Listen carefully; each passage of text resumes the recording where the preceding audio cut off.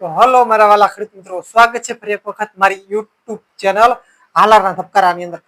ખેડૂત ભાઈઓ, આપણે આગળના સમયમાં જીરાના ભાવ ચડવાના ચાન્સ કેટલા છે અને કેટલો સમય આપણે જીરા હવે સાચવી રાખીએ તો આગળના સમયમાં ચાન્સ જીરાનો ભાવ જે ચડવાનો જે ચાન્સ છે એ ખરેખર કેટલો છે અને ભાવ ચડશે તો કયા મુદ્દા ઉપર ભાવ ચડશે, તો ખરેખર કયા એવા મુદ્દા જે છે કે જેના કારણે આગળના સમયમાં ભાવ ચડવાની શક્યતા છે અથવા તો ચાન્સ છે.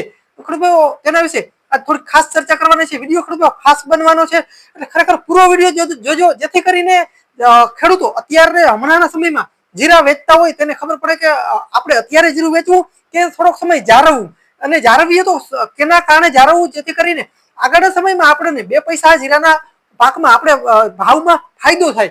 તો તેના વિશે ખેડૂતો ખાસ થોડી ચર્ચા કરવાના છીએ.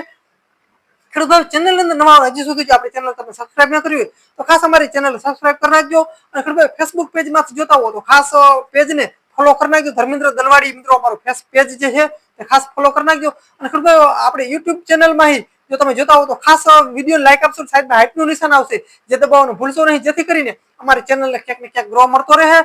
અને બીજું ખાસ ખેડૂતો વિડીયોમાં ખાસ ઓલ બેલ આઇકન ઘંટડીનું નિશાન આવશે જે દબાવવાનું ભૂલશો નહીં, જેથી કરીને તમને અમારા વિડીયો તુરંત મળતા રહે. બાકી મિત્રો, જો તમે તે ઓલ બેલ આઇકન ઘંટડીનું જે નિશાન જે છે તે દબાવશો નહીં તો તમને ક્યારેક વિડીયો મળશે અથવા તો ના પણ મળે. એટલે ખાસ તે ખાસ દબાવવાનું ભૂલશો નહીં, જેથી કરીને અમારી જીરા વિશેની ટોટલ ભાવ વિશેની ટોટલ માહિતી તમારા સુધી ટાઈમસર મળી રહે.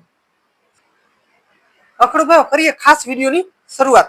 ખેડૂતો ત્રણ મુદ્દા એવા છે કે જેને કારણે આગળના સમયમાં આપણે ક્યાંક ને ક્યાંક જીરા ભાવ ચડવાની આશા છે. એવા ત્રણ મુદ્દા છે. ખેડૂતો પહેલા મુદ્દાની વાત ખાસ કરીએ તો પહેલો મુદ્દો ખાસ એ કંઈક છે કે આવનારા વર્ષમાં વરસાદ કેવા રહેશે. અલ નીનોની અસર છે, જેના કારણે વરસાદ ઘણા બધા હવામાન વાળાનું કેવું એમ થાય છે કે વરસાદ ઓછા પડશે કે કેવા રહેશે એ ખાસ જોવાનું છે. એટલે કે અલ નીનોની અસર છે અને આગળના સમયમાં વરસાદ કેવા રહેશે. હવે ખાસ તમને એ જણાવી દો કે વરસાદ ઓછા પડે તો ક્યાંક ઓછા રહીએ અથવા તો ઘટ રહીએ તો આગળના સમયમાં આવનારા વર્ષમાં પાક કેવો રહેશે એના ઉપર પણ ખાસ જોવાનું છે. કે જેના આધારે જે મસાલા ઉદ્યોગ હોય તે પણ ક્યાંક ને ક્યાંક જો વરસાદ ખેંચાય એ પણ આપણે એક જ મહિના દિવસની અંદર આપણને વાટ જોવાની છે. આપણને ખબર પડી જશે કે વરસાદ કેવા થશે, કેમ કે એક મહિનો આપણે જાળવશું એટલે આપણને ખબર પડી જશે કે વરસાદ કેવા રહેશે. હવે મિત્રો ખેડૂતો ખાસ એમાં એ વસ્તુ એ જોવાની છે કે વરસાદ ખેંચાય તો ક્યાંક ને ક્યાંક જે મસાલા ઉદ્યોગ જે છે એ ક્યાંક ને ક્યાંક જીરા સંગ્રહવાની શરૂઆત કરે છે, કેમ કે એને આગળના વર્ષમાં એને ખબર નથી પડતી કે વરસાદ કેવા થશે અને આગળના વર્ષમાં પાક જીરાનો કેવો રહેશે. કેમ કે મસાલા ઉદ્યોગને જે જરૂરિયાત જે છે એ તો એને જીરાની જોઈએ જ છે. એટલા માટે એ પણ એક ખાસ સંગ્રહ કરવાનો ચાન્સ પણ વધે છે. હવે જેવો સંગ્રહ કરવાના મિત્રો તે ખરીદવાની શરૂઆત કરે એટલે તરત જ ભાવમાં થોડો ઘણો વધારો આવી શકે છે. હવે ખેડૂતો બીજો મુદ્દો એ છે કે યુદ્ધ જેવી કન્ડિશનની અંદર એ દેશ જે છે એની અંદર કદાચ આપણું જે જીરું જે છે એક્સપોર્ટ થાય કે ન થાય, પણ કોઈ પણ એક દેશ, એક થી બે દેશ એવા આવી જાય કે તેને જીરાની જરૂર પડે અને મિત્રો એક્સપોર્ટ થાય ક્યાંક ને ક્યાંક મિત્રો આ સમયગાળાની અંદર 4-5 મહિનાની અંદર ક્યાંક ને ક્યાંક એક્સપોર્ટ થાય તો પણ જીરાનો ભાવ ચડી શકે છે. એટલે કે આ બીજો મુદ્દો એક એ છે કે એક્સપોર્ટ ક્યાંક ને ક્યાંક થોડો ઘણો થાય તો પણ ભાવ ચડી શકે છે. બીજું ખેડૂત ભાઈઓ ખાસ એ કે અત્યારે જે કાંઈ જીરા બજારની અંદર આવી રહ્યા છે તે જીરા નબળી ક્વોલિટીનો જે માલ હોય તે વધારે આવી રહ્યો હતો અત્યાર સુધી. એટલે કે ક્યાંક ને ક્યાંક બજાર એને પણ થોડી ઘણી દબાવી હોઈ શકે છે, એટલે એમાં પણ દબાઈ શકે. નબળો માલ જ્યાં સુધી આવે ત્યાં સુધી બજાર જે છે તે હંમેશા ડાઉન જ રહેવાનું છે. પણ હવે આગળના સમયમાં નબળો માલ ઓછો રહેશે અને સારો માલ જે ક્વોલિટી વાળો માલ જે છે એ આવશે તો પણ ક્યાંક ને ક્યાંક બજારમાં થોડો ઘણો સુધારો આવી શકે છે. પણ એ પણ એક મુદ્દો ખાસ ધ્યાનમાં લેવા જેવો છે. એટલે ખાસ આ વસ્તુ જીરાના ભાવ ઉપર ખાસ મિત્રો અસર કરે એવા પરિબળ છે.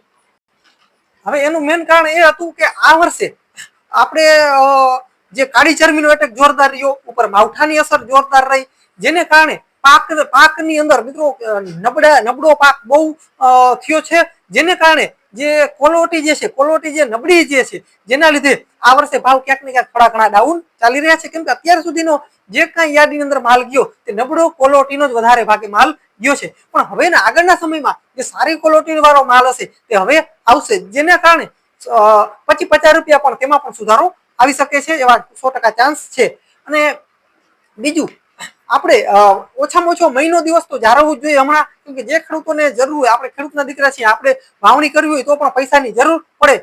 મગફળીના ખોખા લેવા, બિયારણ લેવું, ખાતર લેવું, આ તે ઘણો બધો મિત્રો ખર્ચા જે છે આપણે ખેતીમાંથી જ હંમેશા આપણે હોય છે. અન્ય આપણી પાસે પૈસાની ખરેખર જોગવાઈ નથી હોતી ખેડૂતો પાસે. અમુક ખેડૂતો પાસે હોય છે, ઘણા બધા ખેડૂતો પાસે ન હોય. એટલે ખાસ આપણને પણ જરૂર હોય પૈસાની, જેથી કરીને ખેડૂતોને વેચવા જીરા જે છે એ વેચવાની જરૂર પડે. પણ ખેડૂતોને મારી ભલામણ છે કે 1 મહિનો દિવસ જાળવી જાવ, કેમ કે વરસાદની કન્ડિશન કેવી રહેશે તેના આધારે પણ જીરાનો ભાવ જે છે તે નક્કી થશે. જો વરસાદ મિત્રો ખેંચાય તો આપણે જાળવવામાં ફાયદો છે, કેમ કે વરસાદ ખેંચાશે તો ઉદ્યોગ જે મસાલા ઉદ્યોગ જે છે એ પણ એક્ટિવ થશે જીરાની મિત્રો ખરીદીમાં. એટલે એ પણ એક સંજોગ, ચાન્સ એવા છે કે ભાવ ચડી શકે છે.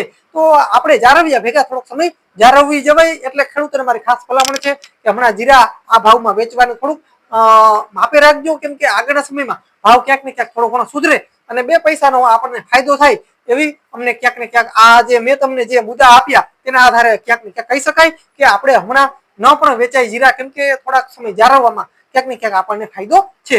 તો ખેડૂત આજના વિડીયોની અંદર ખાસ મિત્રો આ માહિતી હતી. ખાસ ખેડૂત ભાઈઓ વિડીયો સારો લાગ્યો તો ખાસ શેર કરી નાખજો. તો ખેડૂત ભાઈઓ બસ ભલમણ હાલાર મિત્રો, મળીએ મિત્રો નવા વિડીયો સાથે. ત્યાં સુધી મારા વાલા ખેડૂત મિત્રો રજા આપશો. અને ખાસ મિત્રો બસ જય જવાન, જય સિદ્ધનાથ મહાદેવર મિત્રો, મળીએ નવા વિડીયો સાથે. ત્યાં સુધી મારા વાલા ખેડૂત મિત્રો રજા આપશો.